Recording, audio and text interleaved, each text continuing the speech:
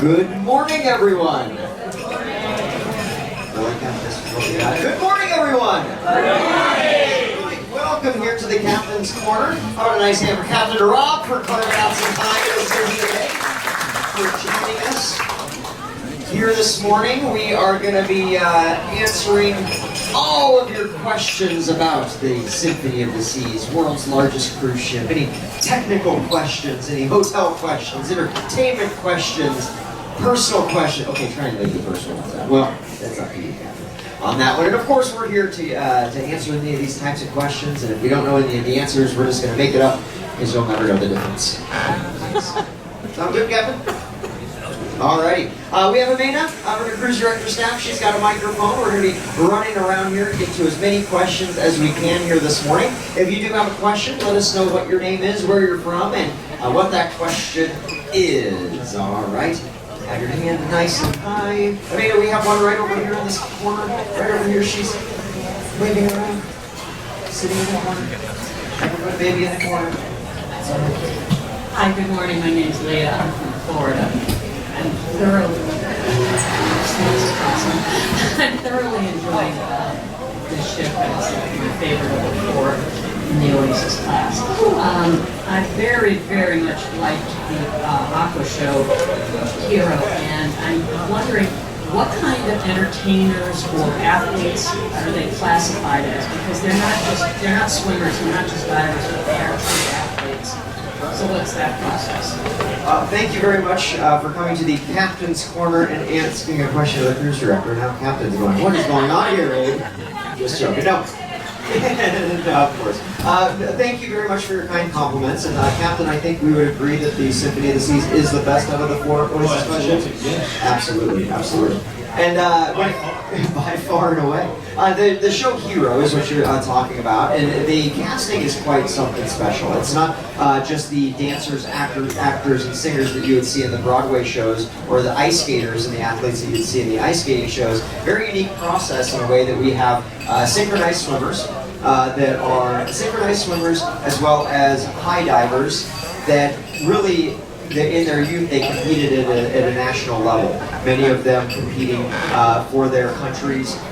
We've actually got a couple of Olympians on board the ship as well. The two that do the high dive are part of the Red Bull cliff diving circuit as well, so you see them on ESPN from time to time. Along with that, we've got our trick line or slack line artists, those guys that bounce around on the rubber band, basically. They are a unique skill set in itself, where that is a sport that never existed really 10 years ago.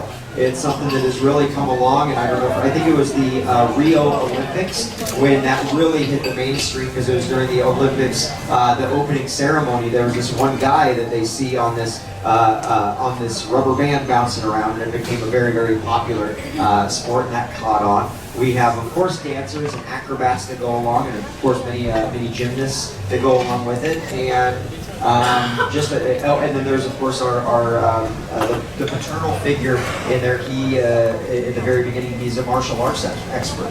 So when it comes to casting, it is not just one. So we have to go global, from everywhere from Japan to the United States, from Canada down to South America and to Brazil, and everywhere in between. It's quite the process. So thank you very much for everything. And if you enjoyed it today, at 3 o'clock and 4:30, there's another show called Aqua Nation. No reservations needed. It's a nice matinee show, but it does continue to show off their skill sets. A lot of diving, a lot of tricks, a lot of cool stuff that they're going to be doing. So thank you very much. Appreciate that. All right. Next question, right over here. Yes, sir. Richard from Florida. Captain, do you have any idea how many man-hours it took to build this mouse? I have no idea. A lot. It took thousands of men, or men and women, to build this ship, and it took 2 years to do it. And that's just the ship itself, and then you consider all the systems that are in it. And they're sourced from all over the world, and the man-hours, so to speak, that go into building those pieces of equipment. So it's a big, staggering number for sure. Very expensive and complicated undertaking. it's kind of risky when you think about it. You know, when we build a ship like this, we know it's going to cost $1.5 billion. But we also have to make sure that it's finished on time. And that's the hard part, because we sell cruises, and we sell them on a particular date. And the ship needs to be ready by then, and not after that. So the last stages of the construction are actually quite stressful period of time. A lot of the team that's here on board this ship were part of the takeout team, including myself. And I came in November last year to the yard in France, and we lived ashore. We had apartments and cars, and we drove to work just like everybody else in the world. And that was the task, to make sure that we were on track to finish the job. And that meant, well, tracking all the different operations and jobs on board the ships and matching them against what we call an S-curve to see that they were on track, and if they were falling behind what would be expected to be at a certain point, then we would focus our energies in that particular space. And that's how we did it. So we were lucky enough to finish on time. Captain, I just add to that, which is very impressive. And on a personal note, my family was in construction growing up. My dad was a construction worker. My brother is a contractor, and I just wanted to come out to see him perform. Anyway, so but first time my brother came on board the ship, he was not just impressed with the architecture and all, but he was impressed with the finishing work. How every grout line of every piece of tile and every ceiling panel, everything just is seamless. It's perfect. So it wasn't rushed. As crazy and as much amount of pressure is to come on the ship and to build the ship, but every single item on this is just the finishing work is superb. I learned a lot about construction on this particular job, and I can say that, to your point, that you can't finish one thing until something else is finished, and vice versa. There's a particular order in which things have to be completed, or they interfere with each other in the process. It's complicated. It requires a lot of focus and coordination that's quite remarkable. You build up to it. To build a ship like this, you build up to it. It takes years. It takes virtually all of our mankind is where we are at now to get to this point to build something like this. It takes practice, it takes years of experience in the process and designing it, and the build process to make it happen. It's really a man-made wonder at the end of the day. All right, right here in the center. I'm Cindy from Georgia, and I have an entertainment question. We saw Hairspray one night. Last night we saw Flight. And we noticed a lot of the actors and actresses were in both, but then we saw some people that were not in Hairspray. So is Flight a separate audition show, or do you just use who is going to be on the ship? You have a very, very observant, and there are a couple of actors that did transfer over between Hairspray and Flight, but you're on a very unique cruise because we are currently in what we consider a cast changeover. So the cast that performed Flight have actually been on board the ship since basically March. They were the first cast to perform, and the cast that performed Hairspray, they are technically cast number 2. Last week they opened Hairspray for the very first time, and they're learning Flight.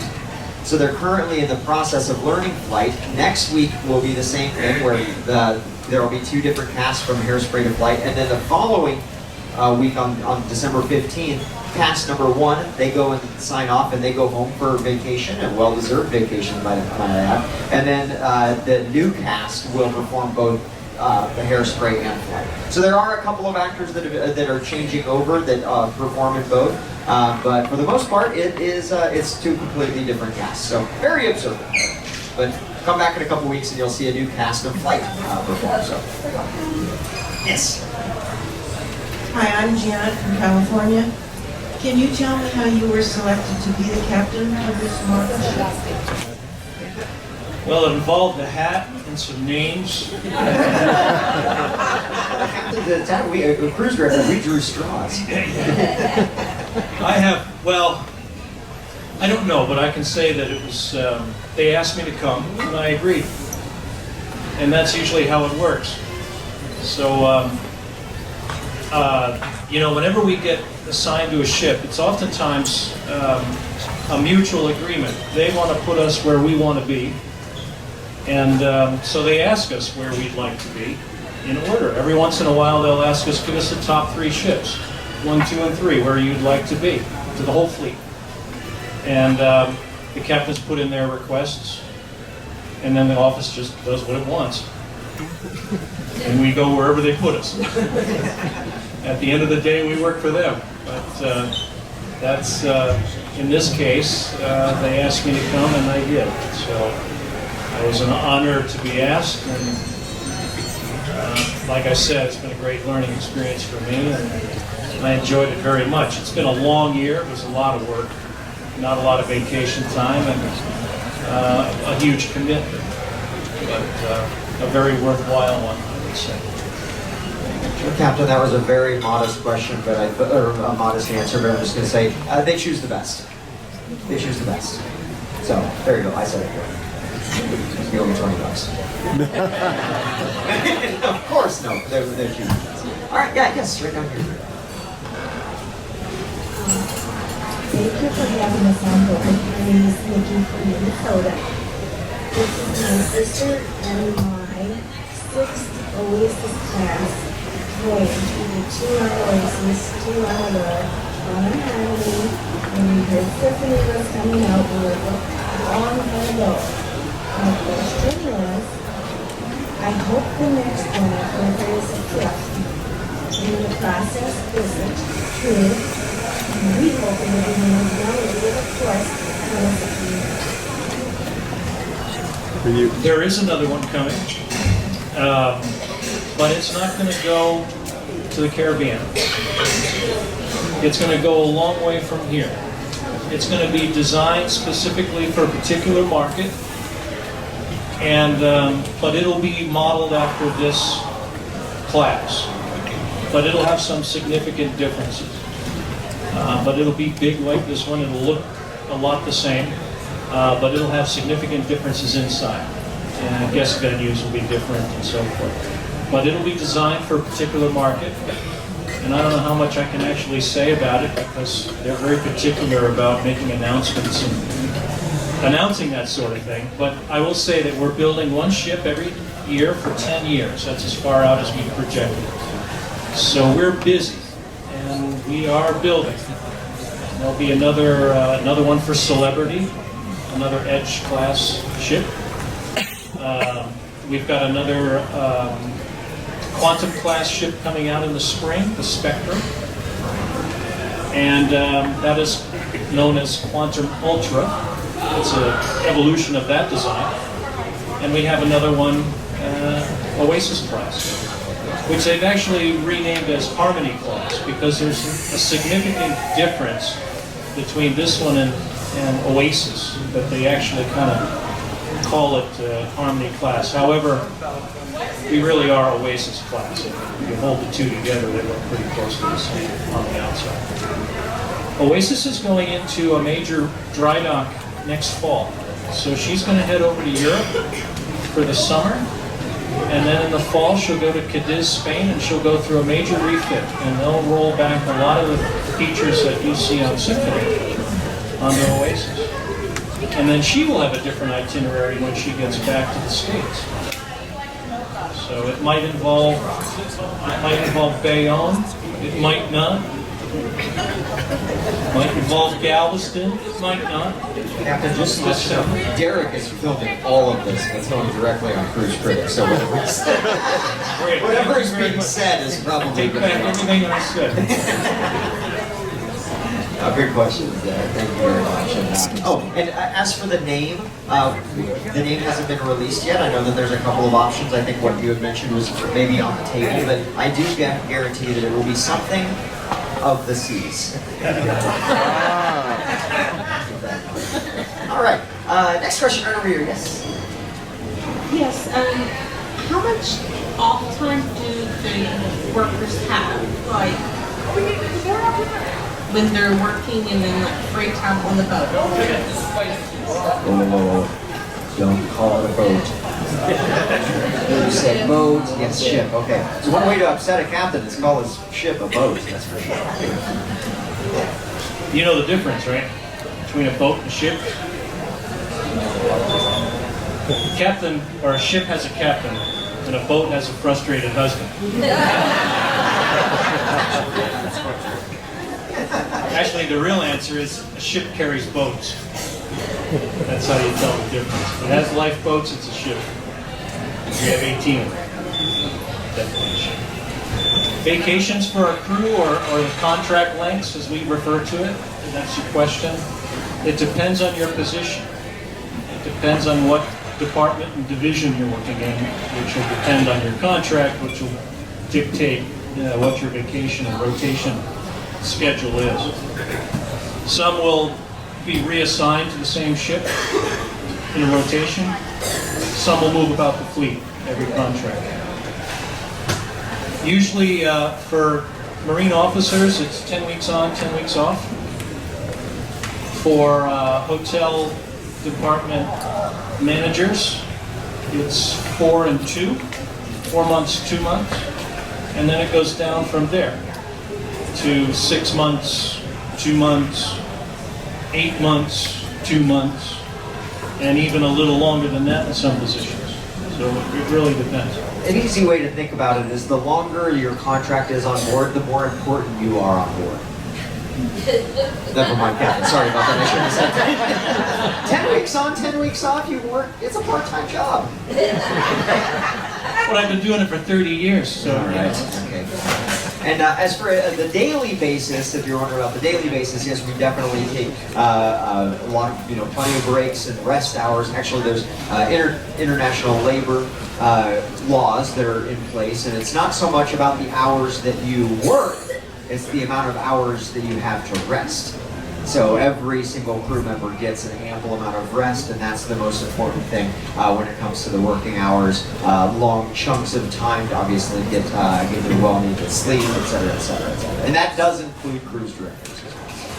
People often ask me where rest. Well, we follow the International Labor Organization rules, ILO, and MLC is the Maritime Labor Convention. So we follow all those rules, and they're very strict about rest hours and work hours. So we follow that. Right. Make our way to the back of the room, yes. Dean Hershey, Pennsylvania. Captain, thinking of the ocean now instead of the ship, what's probably one of the more, or many of the memorable things you've seen by way of sea life? Sorry, what is the... Some of your more memorable things you've seen looking out the ocean, as I hope you are, and the type of sea life that you recall that would be something all of us typically don't see. Well, that's a good question. It's always great to see whales, and we don't see them all the time. And when conditions are right and it's very smooth, you can see sea life that you don't normally see. So it's out there. Oftentimes you just don't get to see it because of the waves. The way that it is, they're very invisible. Yes, there's plenty of flying fish. They're everywhere. Wherever you see sargasso weed, which is that floating seaweed you see out there, the light brown floating seaweed, you'll often find lots of flying fish. They like to hang around in that. In fact, anything that floats on the sea surface that makes a shadow generally attracts life, and the whole food chain will be there. Tuna fishermen are famous for strapping together a whole series of pallets, like wooden pallets, and they'll put a beacon on it and let it float out in the middle of the ocean. They'll come back 2 weeks later, and there'll be a whole school of tuna fish around that thing, feeding on whatever little fish are hiding in the shadow from that, because it's the only thing in the sea that's giving a shadow and protection. So this is the kind of technique that's used. But to your point, I do remember one time that we were sailing west of Vancouver Island back from Alaska towards Seattle. And it was a beautiful day, and it was very calm, and about as scenic as you can get, seeing the snow-capped mountains of Vancouver Island off on the port side. We're headed south.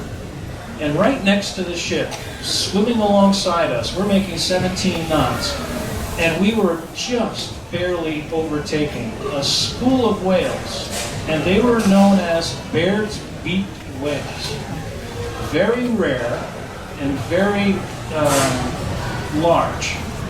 They're deep feeders, and they are known for having a big beak. They're very odd looking, and they feed on giant squid deep. But they were traveling together fast, right next to the ship. Never seen it before, and when I mentioned it to somebody I know who works for as a marine biologist, etc., she was very much intrigued and put me in touch with the National Oceanographic contact there and wanted to know more about it. They really don't know a lot about them, but if you look it up, and I did, you can look it up, Baird's beaked whales, and they'll tell you a little bit about them, but that was really a fascinating sight. They followed us for quite a while. We see some things once in a while. Sometimes we see things we don't really know what they are. Yeah. I remember one other time we were sailing down the old Bahama Channel where we are now, and this was a long time ago.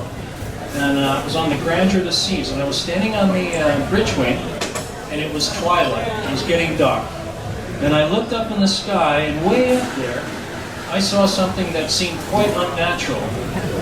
It looked like it wasn't a meteor, it wasn't an asteroid, and it wasn't a jet. So it had to be a spacecraft. Alien. Well, it turned out that it was the space shuttle. And they had just launched it from Cape Canaveral, and it was flying over, but all you saw was the flames and the contrail way up there. I mean, it was right on the edge of the atmosphere. So it was a very odd sight.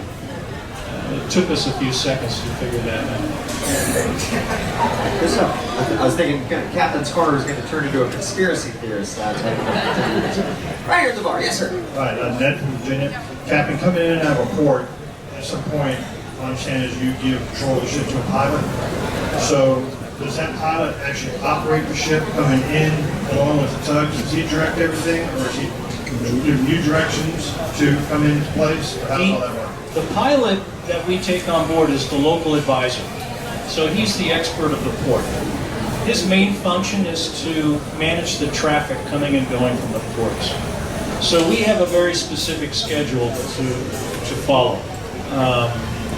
The whole point is we don't want a free-for-all in the ports. So all the ships show up at the same time and then fight to get in. There has to be order, otherwise there's going to be conflict and maybe a big problem. So the pilots are really there to manage this and ensure that it's done in an orderly fashion. That's their primary role, to look out for the safety of the port. Where the captain is always in command of the ship, he never gives up command of the ship. I'm responsible for it, period, end of story. I'm not always driving the ship, as in actually conducting it, but I'm responsible for the person who is. And I can take control of it anytime I want. There's times when I am driving, and I probably drive the ship about 40% of the time. But I'm training the staff captain to be a captain and the chief officer to be a staff captain, and everybody that's along the chain of command is being trained for the next position. So a lot of what I do is training. But the role of the pilot, and only in the case of coming and going out of Miami do we let them take the con for channel keeping. But the maneuver and everything is done either by the captain or his delegate. But at the end of the day, the pilot is the local advisor, and he's hired help, and we're required to take him.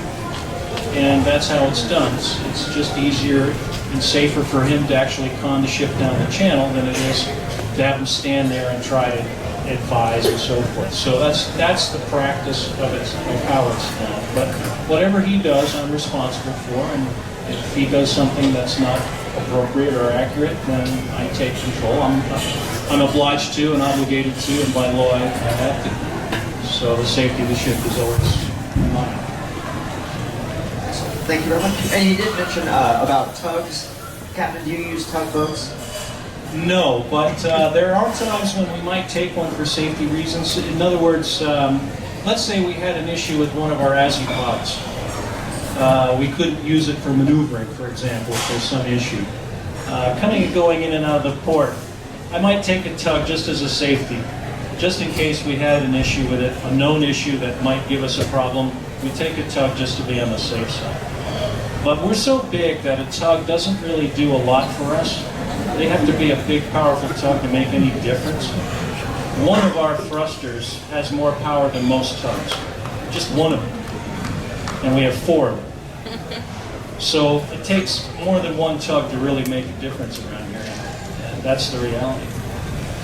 Good stuff. All right, we have a question right back here. Yes, young man. What's your name, buddy? My name is Dominic and All right, what's your question? how much gas does the ship? How much gas does the ship need, Captain? A lot. Yeah. Yeah, we burn about 1,000 tons a week. And a ton's about 250 gallons. So that's a lot of gallons. But if you divide all the people by all the miles by all the gallons, it's about 80 miles to the gallon per person. So it's pretty good. We had a couple that sailed with me a while back, and they worked. One worked for Ford Motor Company, and then the other worked for the Environmental Protection Agency (EPA). And they did the math on how much you use, and if one person is driving in their car that gets 30 miles to the gallon, that takes so much. But yeah, about 80 miles to the gallon. It's actually a very efficient way to travel. Funny enough, as we're cruising along. I'll add to that because a lot of people like to know. It's important. But there's a couple of things to consider, and that is when everybody is on board the ship, they're not at home burning fuel and consuming energy. They're here instead. And we have a lot of control over how we recycle and how efficient we are and so on and so forth. And we can control our emissions. So we have big scrubbers in our smokestacks that wash out the particulates and so forth that come out of the smokestack. And you might notice when you look out there, it looks like white smoke coming out of the smokestack, but that's not smoke, that's steam, that's like vapor. It's from the stack washing system. That's what's causing that. So it's good to know that. But these engines, these diesel engines, they're about 42% thermal efficiency, which is a lot. It's the most efficient way to burn fossil fuel is in big diesel engines like these, because they have very low friction loss, because they're slower turning. So if your car, like your economy car, is going to get about 25% thermal efficiency, whereas a big ship like this will get over 40%. It's a big difference. And that's why power plants are more efficient and electric cars are more efficient, because they're taking power from a power plant that's generating it more efficiently than it is if you burn it in your economy car. Just a thought. Thank you, Captain. All right, over here, yes, sir. Yes, this is Don and Carol. We're first-time cruisers from Pennsylvania. Had a great time on the ship. One of the questions was one of our friends asked when they knew we were coming on, is there pickleball? Now, if you're not familiar with pickleball, it's a hot sport, very popular with this age demographic, and your sport court is underutilized. I wonder if that's possible to offer. I am familiar with pickleball, and I know that in my 15 years, I know that we had a pickleball setup in the past. Let me look into, are you Canadian? No. From Pennsylvania, okay. It's close. A lot of Canadians like the pickleball, I know that. But anyway, but it's possible, I believe. Let me talk to my sports guys and see what we got. It's not going to happen today, but perhaps yes. And I got to commend you as well. First time cruisers on board the Symphony of the Seas. Go big or go home, huh? All right. Most people dabble on a 3-day cruise to the Bahamas. You're like, nope, we're going on the Symphony. That's right. But look at it, little pickleball. Another very popular one is spike ball. That's a kind of a new sport that's very popular on college campuses, and again, it's becoming a new, a new trend, if you will. It's anyway, look up spike ball. Anyway, good stuff. All right, yes. There we go. Maarten from California. What is the reasoning behind the spectrum's very brief activity? 3 days, 4 days, so and will the spectrum stay in Asia or might it on other interesting parts of the world? The spectrum of the seas you're referring to. Yes, she's built for the Asian market. She will go straight to Asia from the shipyard. She's built in Germany. She'll be launched this spring. And she will head by way of the Mediterranean, the Suez Canal, to Asia. And she will spend her life in Asia. She's built specifically for that market. That's correct. All right, we're heading to the back of the room. What do we got? Yes, sir. All right, good morning, Captain Seth out of Norfolk, Virginia. So what is your background as far as how did you get to being captain of here? I know you were talking about you just picked from a hat and stuff. But what was your previous background? Were you a mariner out of college, or? Yeah, long story, but I'll spare you it. I graduated from Merchant Marine Academy in California way back in the 1980s. And when I got out of school, there weren't a lot of jobs on cargo ships, which is where I envisioned I would be. Most cadets do. And anyway, I made my contacts on the West Coast where I was, and I ended up in the fishing industry in Alaska. So I fished for 14 years in the Bering Sea on big factory trawlers.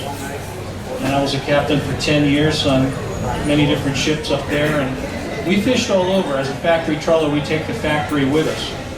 And we were larger than the crab boats you see on TV. We were about 350, almost 400 feet long. And we had a crew of about 160, mostly in the factory. And we fished and caught and produced on board a finished product. We were able to move wherever the fish were. We didn't have to be tethered to a shore plant or a mothership.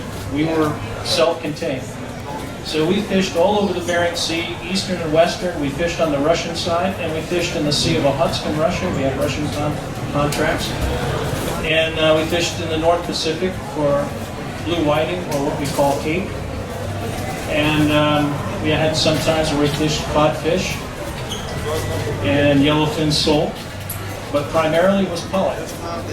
And then I fished in West Africa for a few years before I came to Royal Caribbean in 1999, 20 years ago.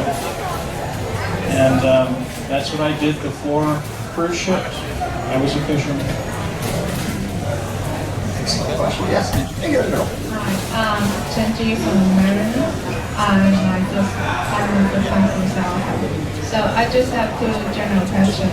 How do you produce your fresh water, and how do you process the waste? Well, we do it two different ways. We make water with our waste heat. We make steam with the waste heat that goes up the smokestack. So the engines are running and they're producing exhaust, and there's a lot of heat there that goes up the smokestack. But in the smokestack is what we have, what we call an economizer. Economizer is like a big heat exchanger, and it makes steam out of that waste heat. And that steam is diverted two different places. It goes down to a steam generator, which makes electricity, that puts the electricity to the grid, because we are diesel electric. Everything that's here on this ship is electric. So we have a big power plant, basically, generating electricity in the engine room, and it's distributed throughout the ship, and including the propulsion motors, which are also electric. So the steam generator helps with the efficiency. The rest of the steam is diverted to our low-pressure evaporators, where we make fresh water out of seawater. We basically boil seawater in a vacuum, and we're able to boil it at a lower temperature, therefore, and get a lot of fresh water out of it, a lot of condensate. And the other way we make fresh water is through what they call reverse osmosis. And that's where you take very high pressure pump, and you pump seawater through very, very fine filters, and out the other end comes fresh water. And that's called reverse osmosis. And those plants can produce a lot of fresh water. We produce more fresh water than we can consume, and that's why we have freshwater pools. So we can make enough fresh water for the pools. That's a lot of fresh water. But we're measuring how much fresh water we use per person, and on this ship, we're right around 180 liters per person per day. And that includes the laundry, and the washing of the dishes and everything, the showers, and the whole package.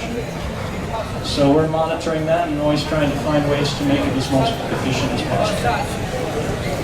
Good question. And the wastewater. Wastewater, yes. What do you do with the poop, Captain? Well, that's what she's asking, let's be honest. We have a treatment plant, and we treat it. So it's just like a shoreside treatment plant. You basically take it and brew it until there's nothing left of it but some inert solids and fairly clean liquid. It's we measure it before we pump it over. It's measured to make sure it meets the requirements. They say you can drink it. I haven't tried it. We bottle it and sell it to Carnival.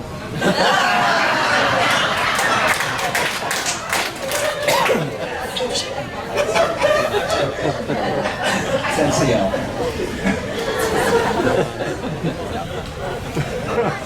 Alright, we'll go on. Right over here, yes. I am Craig from Northern Florida, and when we walked on the ship, we noticed the Grand Promenade, it either is physically bigger or visually bigger. I don't know which. That's my first question. Then they used to have the catwalk that used to come out of the globe during the street parties, and aft and bow could see much better than performers. Why did they get rid of that? That's a good question. No, the promenade is actually a little of both. It's a little bigger, and it's visually looks bigger because of the way they designed it. So it's a little of both.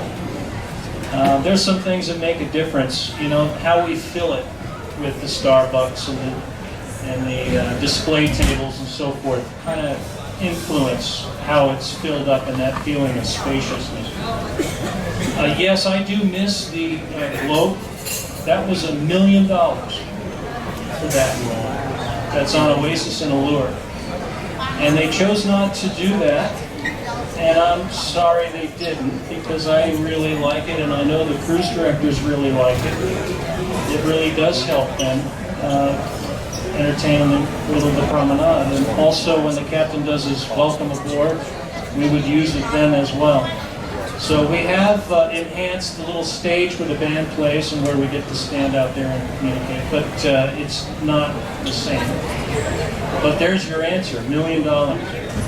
So they decided they could put it somewhere else. $1 million for the captain to speak for 10 minutes, and then the cruise director to go around and dance like an idiot for about a half an hour, and then the bang for the buck, I suppose, is what that's awesome. All right, we have time for a couple more questions here. Yes. Okay. Cindy from Georgia. I was wondering if you know the guest demographics on this voyage. Usually we hear like how many guests are from what area of the world. I wondered if you had that information. I sort of do. I don't have the exact numbers. Majority United States, over 5,000. And then this particular cruise, we have a number of different. We have Canadian as the second largest group, followed by the Canadian side of it's about 300 to 400, and then we have another 60 nations that have 15, 20, 4, 10. So it just kind of shakes down from there. But United States is over 5,000. But one of the things that that we see is not just the. When I say United States or when I say Canada, that's the passport. But the birth nation is actually completely different, as you know. And as a matter of fact, for the United States alone, we have over 5,000 passports, but 3,800 born in the U.S., so over 1,200 essential United States citizens slash immigrants. We're a nation of immigrants. So, yeah. Well, we have usually over 75 different nationalities within the complement of guests on board. That's fairly normal to have right around that number. And in our crew, we have close to 90. So it's quite mixed. But, If anybody needs anything translated in any language, we'll be able to figure it out on board the ship, that's for sure. All right, good stuff. All the way back, yes. Hi, my name is Ruth, and I'm from New Jersey. Wondering about the Anthem. We know the Anthem is leaving New Jersey. What ship is going to take its place? well, it could be. And don't quote me. Eric, turn off your camera. It might be. It's possible that it could be the Oasis, but I'm not sure on that. We're, working on that. So there's a few things that have to take place before that happens. We have to vet Bermuda for it. That's important. And we have to get it under the bridge, the Verrazano Bridge. So that's always a trick, because it doesn't quite fit. Unless we go really fast. And that's what it is. So we have retractable smokestacks on this class of ship. We can actually lower our smokestacks a little bit to get under the bridges, and or some bridges, and that's one of them. So hopefully it works. It's something that we don't use very often, but if we were to put a ship where it had to go under a bridge every week, it has to be a robust system that works all the time.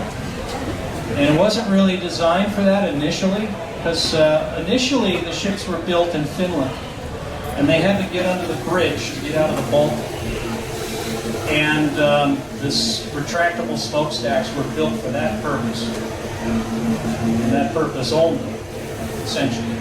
So they're used one time, and even though we do maintenance on them and so forth, they're not always operating reliably as we would like them to be. And you will count on it to work if you operate out of, let's say, Bayonne, by chance, if you happen to do that. So some of the challenges that we have for bringing a class of ship like this to a different environment.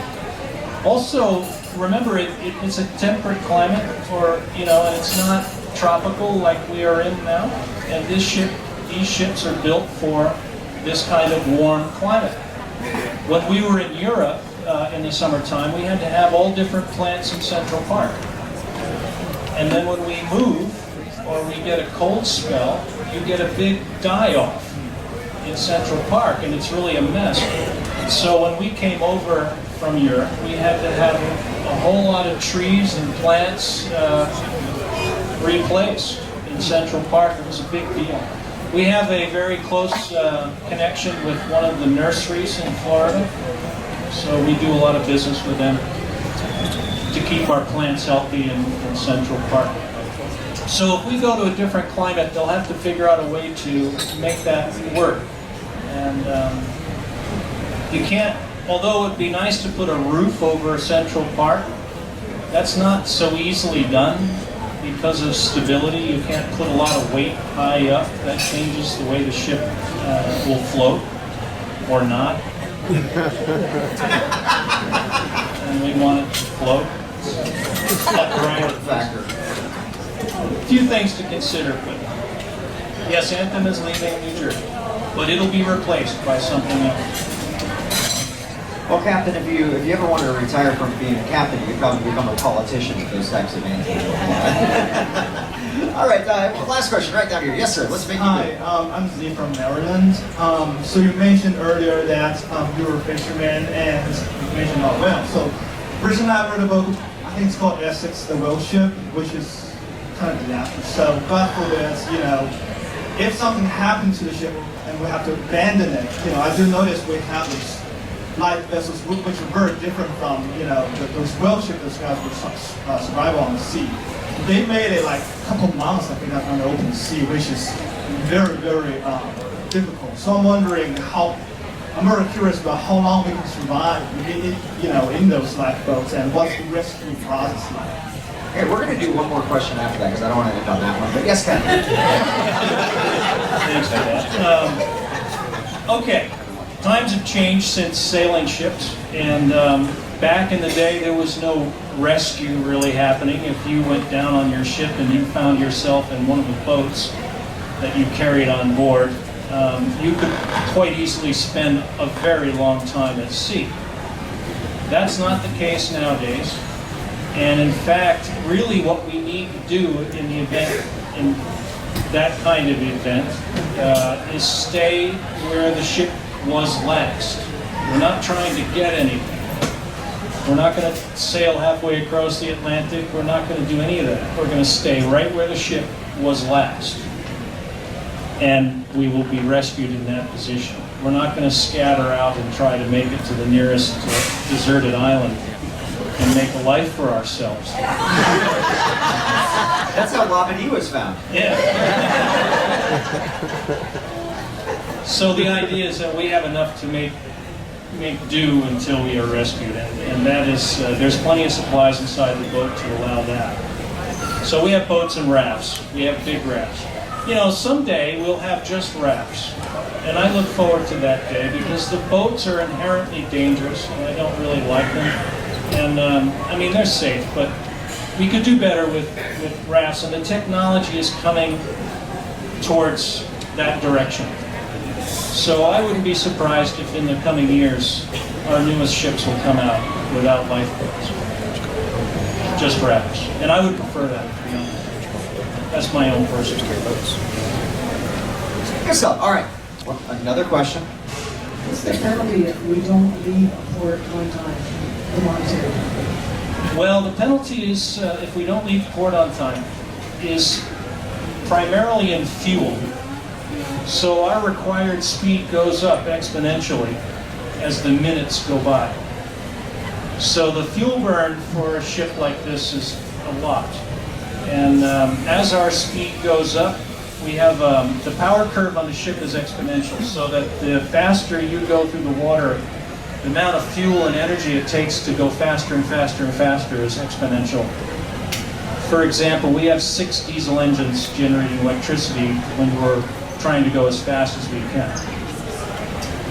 And our fastest speed during sea trials was 25 knots, but that's sea trials. Operationally, we don't plan an itinerary that's over 21.5 knots. We have to account for current and wind and weather and any kind of minor delay that might happen in order to make it to our ports on time. So that said, every leg of the voyage is different, required speed. But for example, at 17 knots, it takes 2 diesel engines to go 17 knots. But it takes 4 to go 20. So there's a lot of extra fuel burned when you increase the required speed by only a couple of knots. So those minutes that go by, that's the cost. The fuel or the port charges are not, they're not insignificant, but they're not that significant. Unless we stay overnight, for example. For some reason we ended up staying for a long period of time. We would have to probably give up our space at the berth at some point because there's other ships that need it here. And there will be some costs involved there. But the primary cost is fuel. And then the challenge of arriving to the next port late. So anyway, if you find yourself not able to make it back to the ship on time, make sure you take your cruise compass with you because there's a little phone number at the bottom of it. Or you can call the agent, and the agent will let us know where you are. And if you're stuck in a taxi and you're only 5 minutes away, at least we can make I can make an educated decision whether to wait for you or not. But if we don't know where you are, we don't know if you're going to be 5 minutes late or 2 hours late. Then we can't really wait for you. So it's very important that you make that call. Also, make sure you take a picture of the ship leaving port, because you'll be the only one with that picture. Thank you very much. Thank you very much, everyone, for your questions here today. How about a nice hand for Captain Rob? Thank you,